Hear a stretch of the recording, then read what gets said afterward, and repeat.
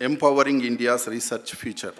Definitely, as this is a topic of topical importance, and there are 8 sub-themes in this. First sub-theme is reforming research ecosystem under NEP 2020. NEP 2020 definitely focusing on multidisciplinary research and also interdisciplinary. These are some of the things. But what was the background of NEP 2020? So there were, earlier also national education policies, 68, there are, 86. But how this NEP 2020 is different? What was the influencing factors of NEP 2020? According to me, there are 4 important, aspects which influenced the NEP 2020, including globalization, liberalization, privatization, and digitization. These 4 important, factors which influence the education ecosystem, then Government of India thought, and of course under the able leadership of former Chairman ISRO Kasturi Rangan, they debated, deliberated, and today definitely one of the best education policy we have, focusing on all those, including, multidisciplinary, industry, academy, connect, all these things. That is one important theme. So when I say globalization, today, countries have, committed to the global treaties.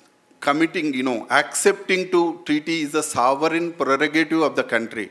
But once we say yes, how will we accept? Through signing, ratification, there are procedures. Once countries accept international treaties, it becomes our obligation.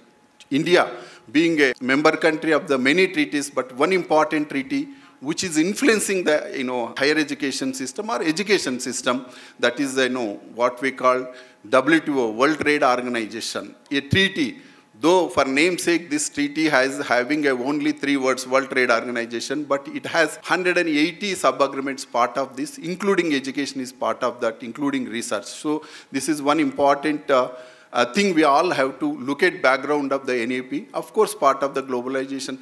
Globalization influenced the global society, all aspects. Education is no exception. Today, we are all living in a borderless society because of technology, all those things. So this is next. Countries looked at globalization, and countries like India, we liberalized our policies, including education policy. Then private participation is happening in education system. You all know that private universities, private colleges, all these are all background of this thing is the commitments which we have made to the global society. This is one important aspect.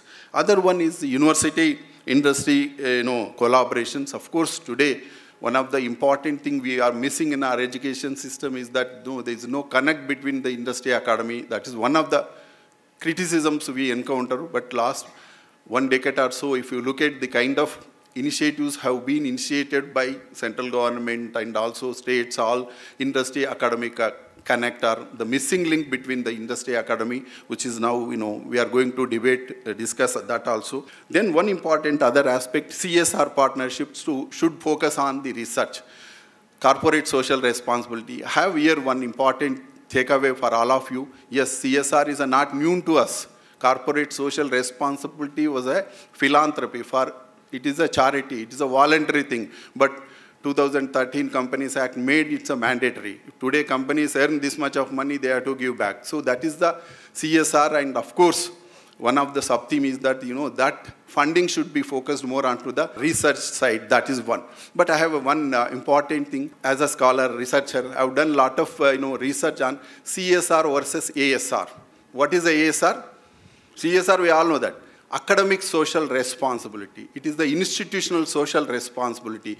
I'm from Nalsar. Maybe if you say Nalsar is the best, second best, what is the contribution of Nalsar towards the society? We have to give back to the society. That is where last 23 years, Nalsar has taken a lot of initiatives to help the grassroots. So giving back, one example I want to give here, we have developed a concept called, because this is the institutional heads are here. So this is the responsibility we all have to take. That's why I'm mentioning. So going to the grassroots, looking into the problems, resolving to issues. Because if universities, if institutions won't, reflect, won't come forward, whom we can blame? So today, universities have, from the beginning also, universities have freedom. Then, we can, do time, talent, and freedom. Three important things which other government institutions does not have, only educational institutions have is time. Yes, most of the professors, teachers, we have a time because they know. Then talent. Pool of talent is with universities, institutions. So we should, think, societal problems. Time, talent. The third one is we have a freedom. As a researcher, I am happy to share with you that, last 30 years, one of my important thing, in the central government, state government, I'm from JNU, I did a research. So last 30 years, I was trying to convince successive ISRO chairmen, part of that, Satish Reddy are also here. So India does not have a space law. India is doing extremely well in the space technology. We moved from technology phase to commercial. Today, India is selling, buying, millions of worth dollar, space activities. But if any legal problems comes, where to go, whom to approach?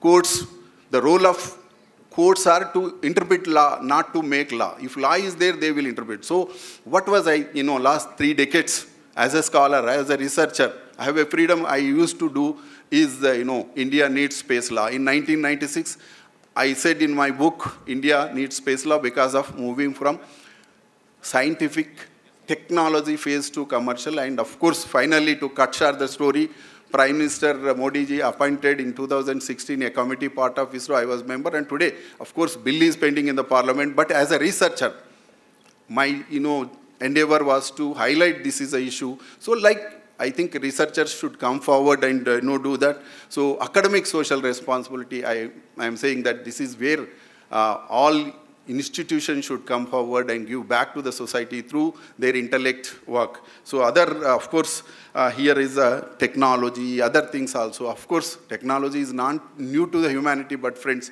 technology was there. Is there, is going to there. But how transformation is happening, we all have to recognize that, go back to the Vedas, technology was there. But the kind of, transformation which is we are witnessing, the humanity is witnessing is very fast. Last 400-500 years, I'm not going to the history, the kind of revolutions which we witnessed, we means humanity, whether it's a scientific revolution, 17th century scientific revolution, 18th century political revolution, 19th century industrial revolution, we all know that, first, second, third, fourth, like that. 20th century information revolution, 21st century is, what is the revolution we are all witnessing? Digital revolution. I think Nagendra and his team put one of the sub-theme, and this is going to be very important for whoever, whatever the background we have, today we have to have knowledge on, technology. Though I'm a law professor, I'm a law person, but I learned a lot of technology because we are living in a multidisciplinary. So then, of course, environment, other things. So very good themes they choose, and I think, next to today's this conference should focus on these important aspects. Coming to the education, as a chairman of Higher Education Council, what is our mandate? What is our view? What is our object? Higher education at the doorsteps of the needy with affordable cost without compromising quality. Affordability, accessibility, quality, because, that is the prime mode. Last, 1 year, if you look at lot of initiatives have been initiated by the Telangana government to improve the higher education, taking higher education at next level, whether it's, having industry connect. And one of the things, without taking much time, one important, if we are to reform education system, where to begin? It is, giving updated curriculum, updated syllabus. That is where the Telangana Higher Education Council, this, last 4 months, 5 months, of course, it's a mandate from UGC. It's a mandate from state government. So we are working in that direction. And this academic year, today, if you look at, Sakshi, a new good article came, education is important. That's what so in this competitive world, globalized world, I think, borderless society, only important thing is we need to have a knowledge. Once we have a knowledge, I think we can do wonders sitting here. That is my thing. India, lastly, we have a greater responsibility towards the global society. Today, whatever the policies, research, education we do, it's not that we are going to look at our own needs. Globe is eyeing on India, viewing on India, looking towards India, because they need our help. Why? Because India is being a youth nation of the world. Youngest country in the world, 65% of the population is 35 years age.